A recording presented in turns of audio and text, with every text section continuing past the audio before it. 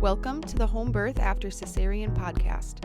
Due to the rate of unnecessary C-sections, the lack of support, and limited options for VBAC moms in the hospital, more and more women are choosing to have their VBAC babies at home. This podcast was created for women to share and listen to stories of home birth after cesarean. I'm your host, Rachel Garrett.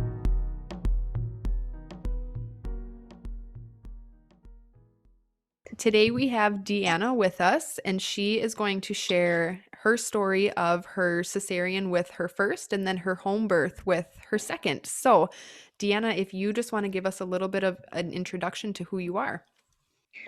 So I'm Deanna, and I'm going to be 37 in 2 days. Well, happy early birthday. Thank you. And I have Nika, who's 3.5, and Nino, who is almost 7.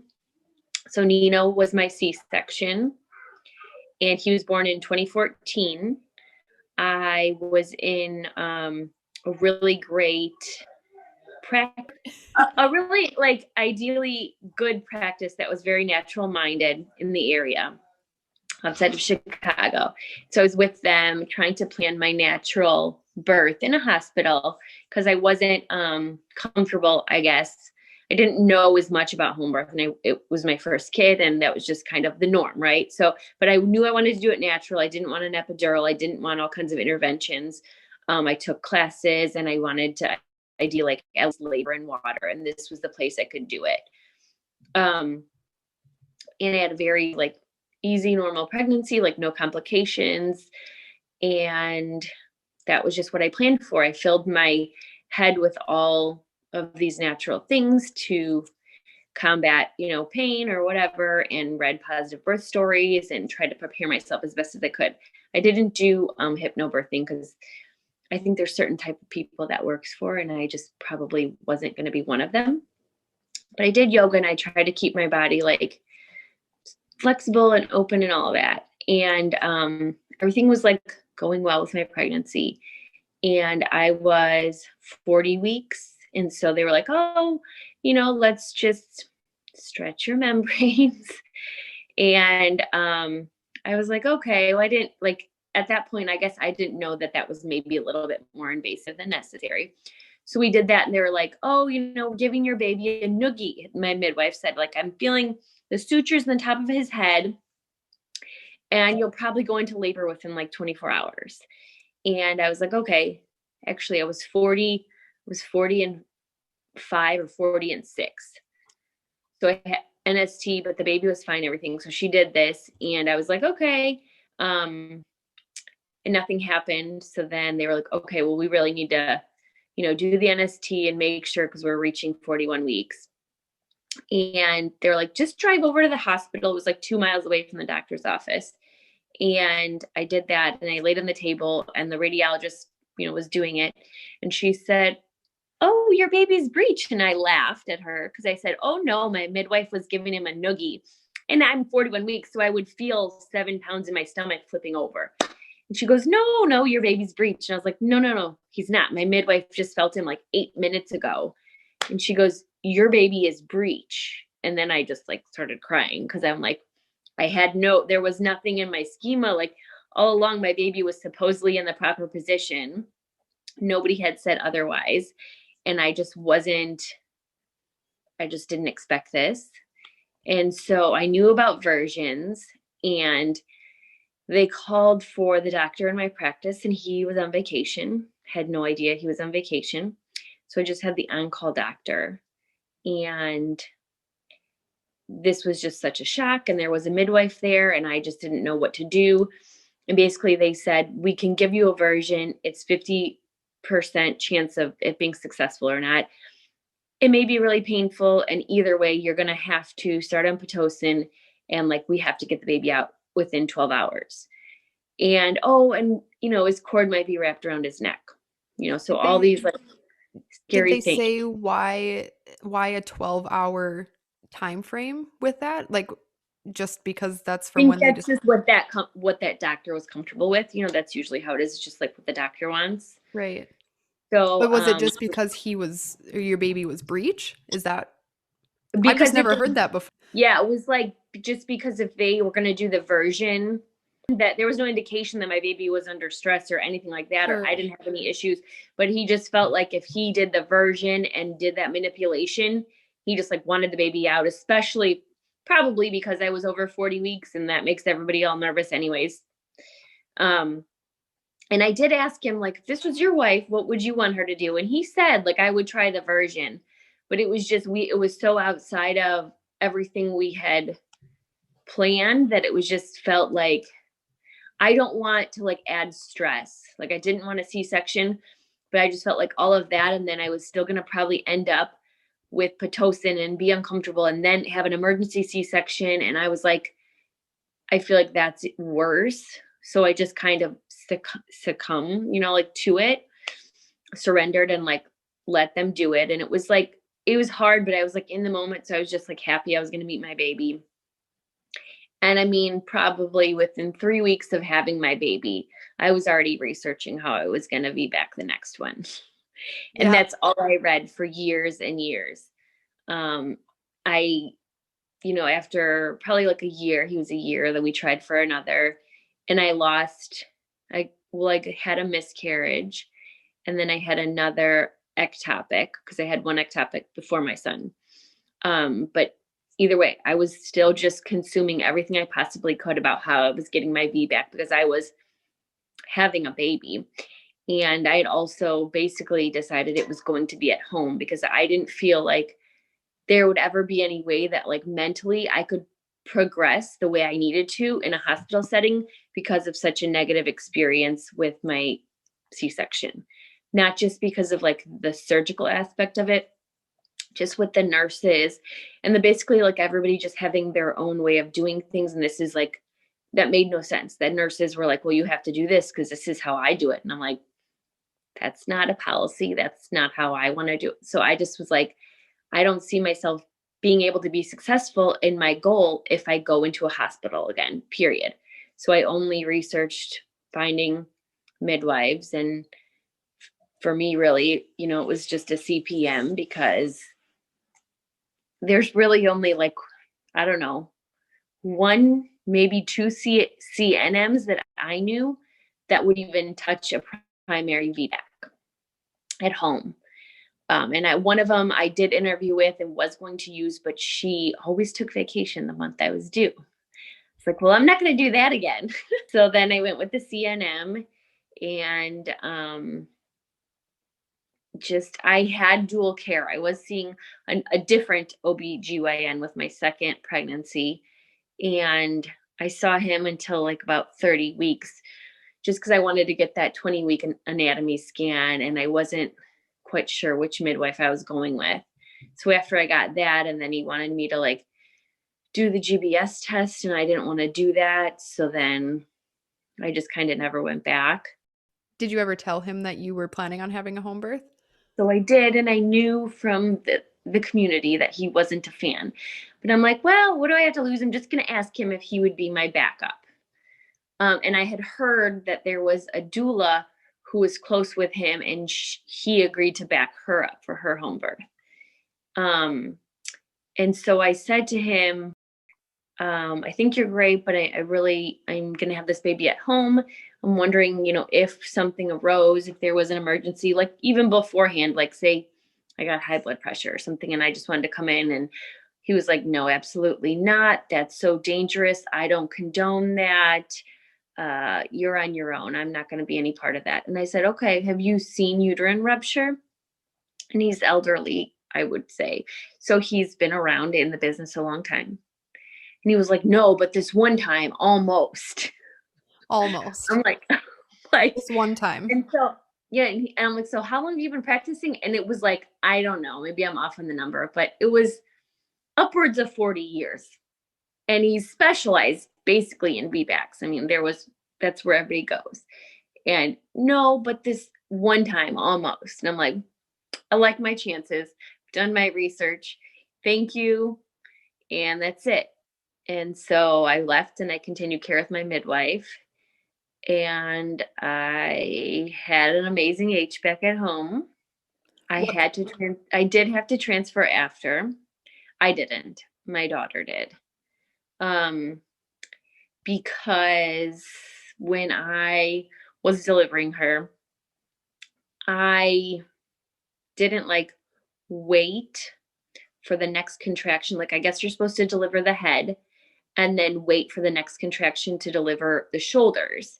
Because when you do that, it squeezes their lungs together and it drains a lot of fluid that comes out of them. Well, I already had like a little bit of her head out in the next contraction.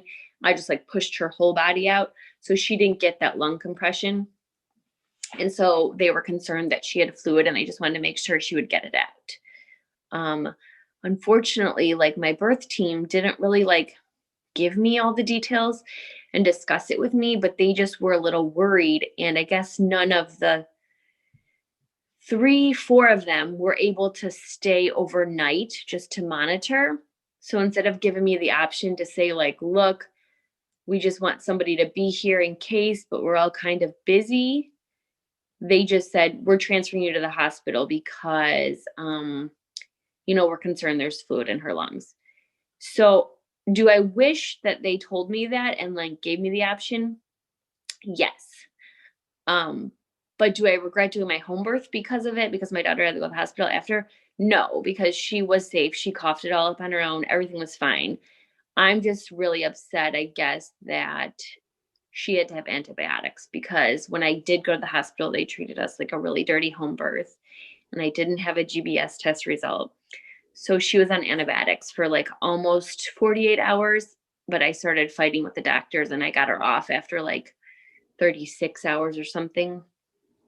But I still see my birth as amazing. I still feel like those women there were how I got through it. And, essentially that I got what I wanted, my healing, proof that my body was capable, proof that I could deliver. Like I wanted my baby to be born vaginally for health reasons for them. And so I would do it again. My husband doesn't feel like he's a huge fan of midwives because the first one said she was giving my kid a noogie and was not. And then the second one also dropped our baby when she was being born. We were on a bed. There was a lot of olive oil and she just like slipped through her gloves, but baby was safe. But he's always just like, I don't know. And I'm like, I'm not going to have a baby in a hospital again. He was like, I don't know. Was he supportive when you originally said, I want a home birth?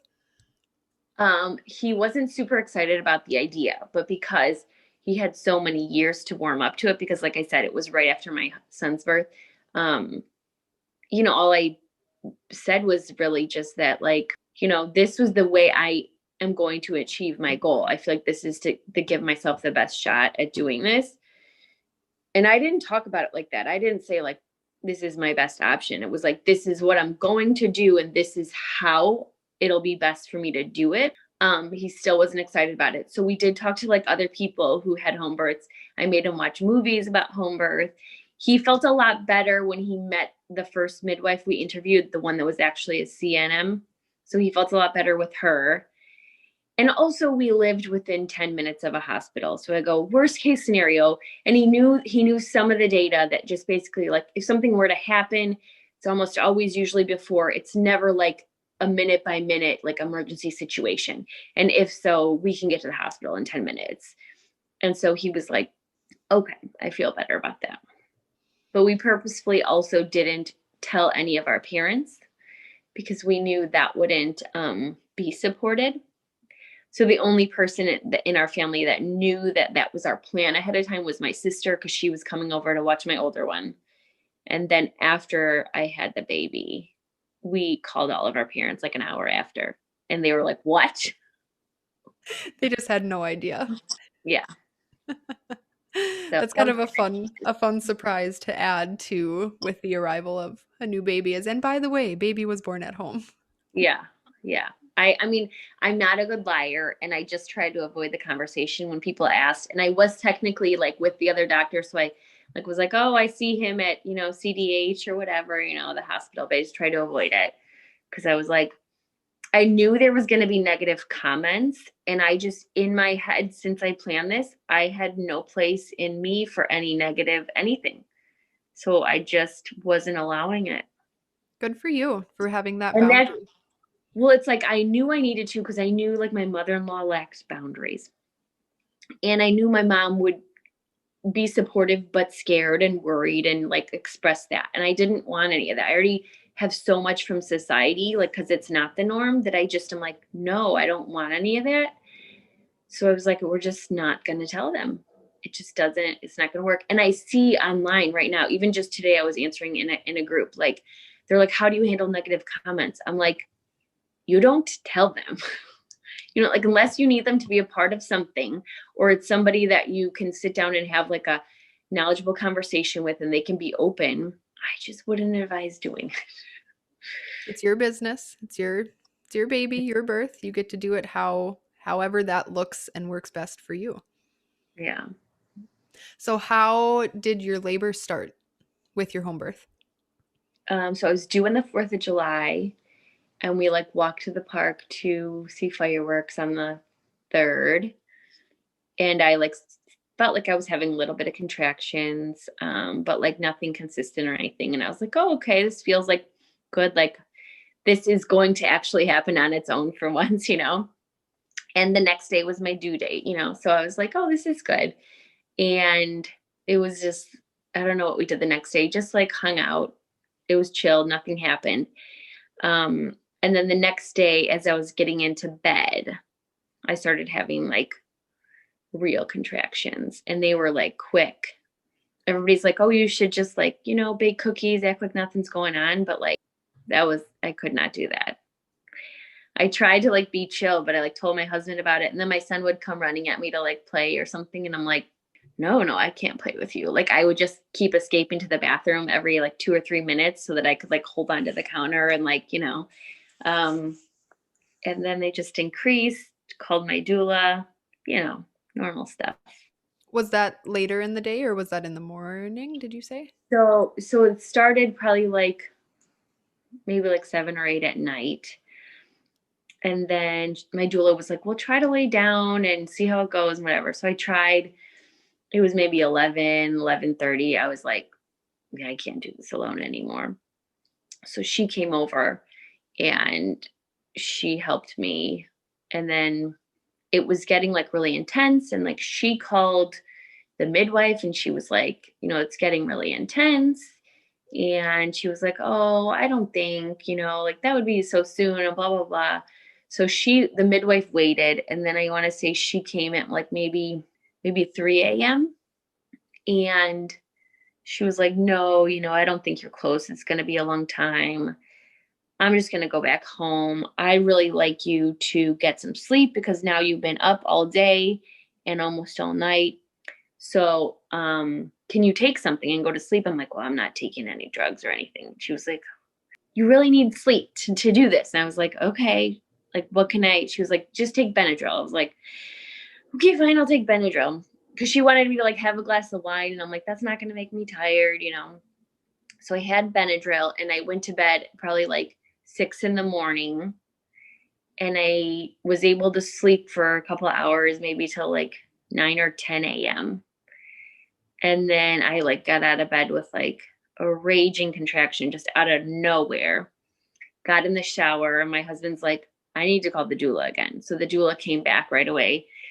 As soon as she got there, it was like 11:30 or 12. She called the midwife and she listened to me. I was in the shower and that was like animal noises. So she was like, oh, okay. Yeah, she might be ready. So then the midwife came at like 1. And then I was laboring in the water. I was doing really well.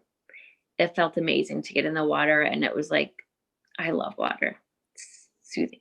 Was it like a big birth tub or your shower So bathtub? I got one of those tubs off Amazon, but I didn't buy the one that everybody buys because I was like, I'm not paying $150 for that. So I bought a like chintzier one for like 60. You shouldn't do that. Don't buy the cheaper one? No. No. I put my arms on it to lean back and like the whole thing. Oh, Water, like still. So my midwife had a tub in her trunk and she just got that for me. She was like, it has a small hole, it'll work, and we'll just use this and then I'll throw it away after this birth. Okay. So thank goodness. So she did that. So anyways, it was much better when I got the second tub up and labored in there. And I felt like my daughter was pushing her head out and told the midwife, and she was like, no, you're just feeling it wrong. Just like hold it in. You're not ready. So, okay. She told my husband at this time at like probably 1 or 2 or whatever that it was going to be a long time. It wasn't going to be till like maybe 9 or 10 o'clock at night. He was like, oh, okay. Cause she like seems like she's like really close. And she was like, no, it's going to be a long time. So she just laid on the couch and took a nap. And like I was like basically holding in my child, I feel like at this point for a while. And then finally, because she felt like I wasn't dilated enough, I think. She didn't want me to push too soon. And she felt like I wasn't dilated enough because then I would tear or the baby wasn't going to come out. So they wanted me to get out of the tub. So I got out, and my doula had one of those peanut balls. So I laid like on my side with the peanut ball in between my legs for a while and kind of rested. And that was like surprisingly comfortable because I couldn't that whole time pretty much lay down during a contraction. It was super painful. But with that peanut ball, it was manageable. And when I did that, and then when my doula was looking at me, she was like, I really think like this baby's coming out. And this was at like 4:30. So she went and got the midwife from the couch, woke her up from her nap, and she was like, I really think you should come check her. So they came to check, and they were like, oh yeah, okay, you could push. So I was like on all fours on the bed pretty much when I pushed her out. And she was born by like 5. So a lot quicker than the midwife had anticipated. Yeah. And so overall, I guess it was like 19 hours, but like, and people hear that, especially if you haven't done it, it sounds like a lot, but like, to me, it doesn't feel like it was that long at all because time just kind of flies like when you're having fun. But no, I don't know. It didn't feel that long. It didn't feel unmanageable. I felt like it was like one day, like I could give birth. Like if I could be a surrogate to give birth over and over, I would do that. I don't want to be pregnant, carry your child for you for 9 or 10 months, but I'll give birth like probably once a month. Like it's like, to me, I mean, sure, it's not like it wasn't uncomfortable, but like, I don't know. It feels like I feel like people think marathons are. Like I felt accomplished and empowered and just like it was tough, but it was just amazing. That's awesome. I've never heard that one before. Like, I don't want to carry the baby, but I'll give birth to the baby. Yeah. No, I don't know. Like, yeah, I would really give birth to people's babies for them, but I don't want to walk around with it in me for a year. So then, after you had that initial hospital transfer and then you get back home, what does that postpartum time look like, especially compared to your first baby? I just felt a lot more present and I felt attached to my daughter. People are like, oh my gosh, I can't believe you like admit this. But after I had my son, I feel like it was like a month until I felt like he was like really mine and I was attached. It's not like I didn't love him or whatever, but it was like, I don't know, it was like surreal because it didn't feel like, and I'm not like, people say when you're like that you didn't give birth when you have a C-section, and it's not like about that, but like I didn't feel like part of the experience. I just felt like I was like laying on a table, like not experiencing it. And maybe I was a nanny for a long time, so I'd taken care of babies before. And so I don't know, it just felt very like surreal. Like I was playing house. I didn't feel super connected. And with my daughter, I felt instantly connected. And I feel like physically, the after part of it, like, was difficult. I'm not going to say it wasn't difficult to like recover from a vaginal birth. In ways, maybe a little bit more difficult than recovering from a C-section. But I had also had like abdominal surgery as a teen. So I kind of knew what that recovery was like. And you're sore, in your core and you're walking around, but like the whole being sore in your vulva and vagina is like a new thing, right? So, and like the first time I peed, like pee was shooting in 7 directions and I didn't know what was happening. So that was like not fun. But I just felt like I remember when she was that young, and like I remember being in those moments, and with my son, it was just all like a haze, and I didn't like And I nursed both my kids immediately. So like it wasn't, I don't know.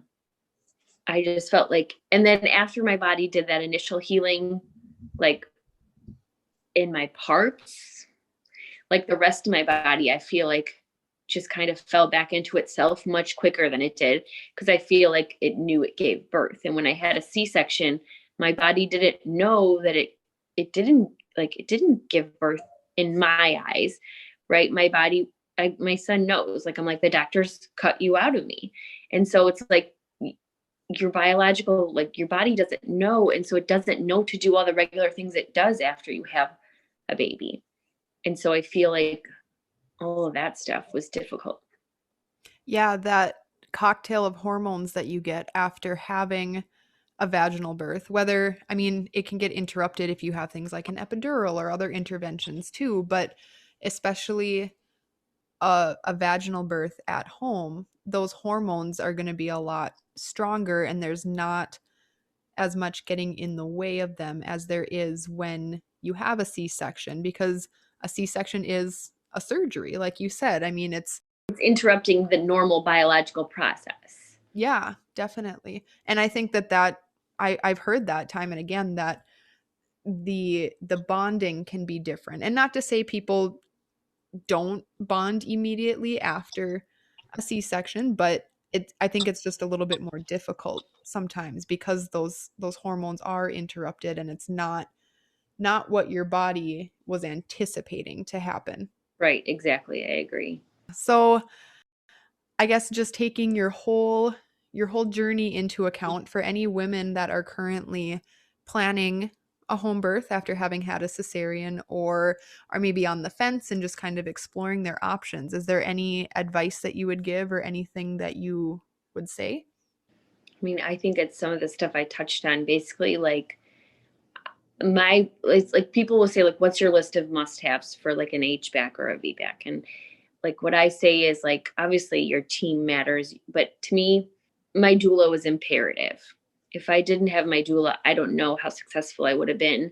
It wasn't like I was ever like asking for an epidural or anything like that, but my husband wanted to be helpful, but I just don't think like he understood, and he didn't have the experience that she did. And so she knew exactly like the counter pressure I needed on my back or what I needed to do or different things. And I just feel like if I didn't have her, everything would have been a lot more overwhelming and difficult.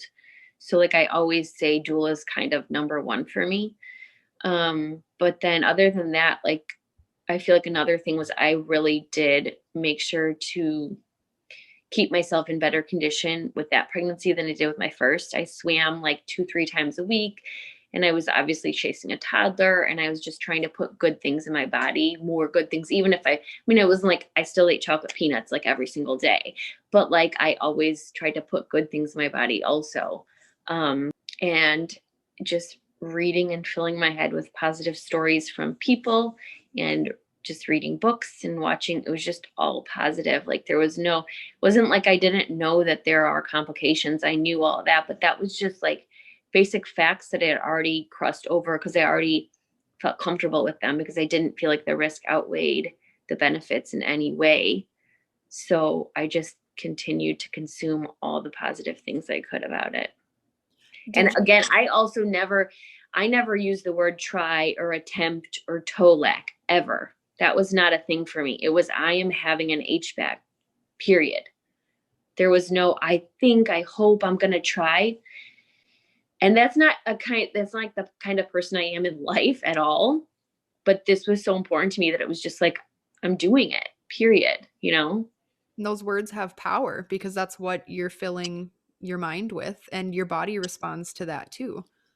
Yeah, I really think it did. I don't know how I was able to remain that positive because I'm not a super positive person and I'm not really good at that anything else in my life.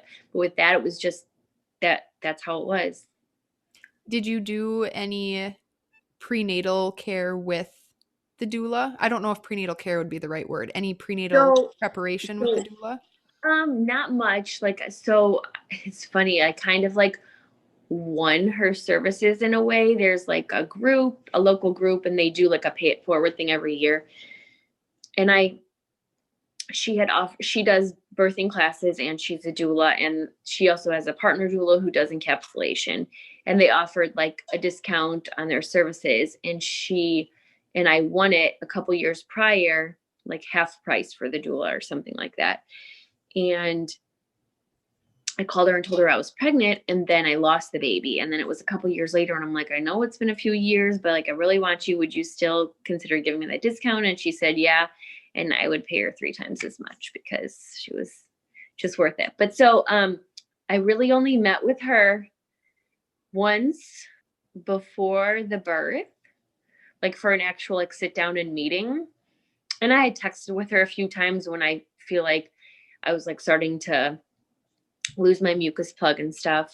But other than that, I just knew of her in the community, and I followed her on Facebook for years. So I felt like I knew her. And in the early stages of labor, like, I feel like we just talked about everything. So I like got to know her more, but she just had an aura of comfort. That's awesome. I mean, like, she grew up like in Papua New Guinea, and she grew up seeing births, and like, it was just, it's in her blood, you know? A very normal thing for her. Yeah. Yeah. And she just exudes that. So yeah, that's huge. And having that support and the normalization of the entire process, like obviously that energy played a role in your birth if it made you feel comfortable and confident in things too. for sure. So what about, was there any postpartum care with your midwife after your birth? So initially, she was my midwife. This is another thing my husband was uncomfortable with. She was very, and I feel like I just maybe wish she would have communicated better, but she was in such a hurry to get my placenta out. And I had always just like, in my research, it was just kind of like it came out semi-naturally within 30 minutes to an hour. And they were literally pulling it out, gave me Pitocin. So I don't know. I think maybe she was concerned about, bleeding, and it was just preventative for her that she wanted to do it right away. But they literally were tugging and pulling it out. And that was very uncomfortable, I guess, for him to see, but I wasn't really feeling it. And then her, and mostly her assistant, did have to give me a few stitches right after. And then she did come to the hospital when my daughter was in the hospital because I wanted a RhoGAM shot. And she wasn't like totally on board with it, but because I had a few miscarriages, she came to the hospital and gave me a RhoGAM shot in the bathroom of the hospital. And then her and her assistant came over one other time, like maybe when my daughter was like 4 or 5 days old, just to like check and look at the stitches and see how they were and stuff. And then that was basically it. I expected maybe that there were to be more visits, but do you think if there are future children in the works, do you think you would go that same route, or is there anything you would do differently? Yeah, I mean, I definitely would. I would get a different midwife. Probably my midwife's assistant who is studying to be a midwife, or another one who studied under her. Really, she did all the work anyways. And I would the only other thing that I would change about it is just ask the whole team to be more communicative and tell me the facts, and then let me make the decision about any other type of care, because I really didn't want my daughter treated with antibiotics. And because of it, she has major teeth issues. She's had to have like 6 cavities filled before she was 3.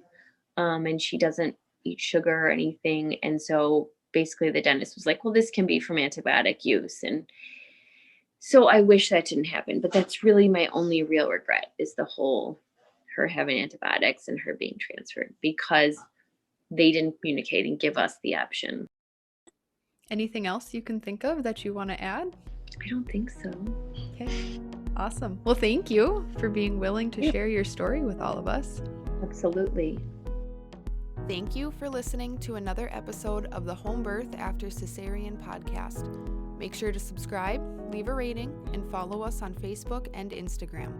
If you're interested in sharing your home birth after cesarean story, send us an email at hbacpodcast@gmail.com. See you next week.